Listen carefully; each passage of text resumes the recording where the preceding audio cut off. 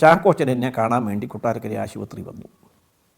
അതെന്നെ കൂടുതൽ അട്രാക്റ്റ് ചെയ്തു. അന്നത്തെ ഒരു കാലഘട്ടത്തിൽ പ്രതിപക്ഷ നേതാവ് എന്നെ കാണാൻ വേണ്ടി കൊട്ടാരക്കര ആശുപത്രി വന്നു.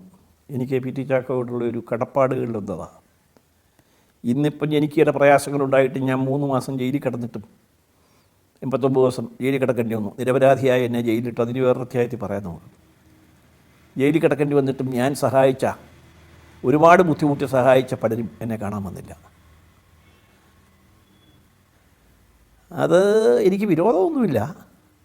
പക്ഷെ പിന്നീട് അവരുടെ പല പരിപാടികളും വന്നപ്പോൾ പിന്നെ ഞാനും പോയില്ല. അങ്ങോട്ടും കൊണ്ട് ഒരു പാല വിട്ടാൽ അങ്ങോട്ടും ഇങ്ങോട്ടും വേണമല്ലോ, അത് വേറെ കാര്യം. അതിന് വരട്ടെ, വരാൻ പോകുന്നതല്ലേ ഉള്ളൂ. അപ്പോൾ ചാക്കോച്ച എന്നെ കാണാൻ വന്നു. എനിക്കൊരു ആശ്വാസമായി. അത് കഴിഞ്ഞപ്പോൾ എനിക്ക് തോന്നി ഞാൻ രാഷ്ട്രീയം ആരംഭിച്ചു. ഇങ്ങനെയുള്ള കാര്യങ്ങൾക്ക് പകരം ചോദിക്കാനൊരു രംഗമെന്നുള്ളത് രാഷ്ട്രീയമാണ്.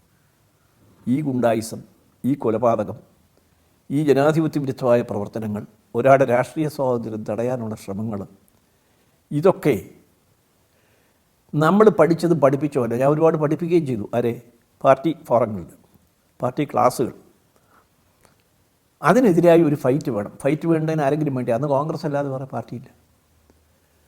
പി.ടി. ചാക്കോയുടെ വലം കൈയായിട്ട് കൂടുക. അങ്ങനെ ഞാൻ കോൺഗ്രസ്സിൽ അംഗത്വം എടുത്തു.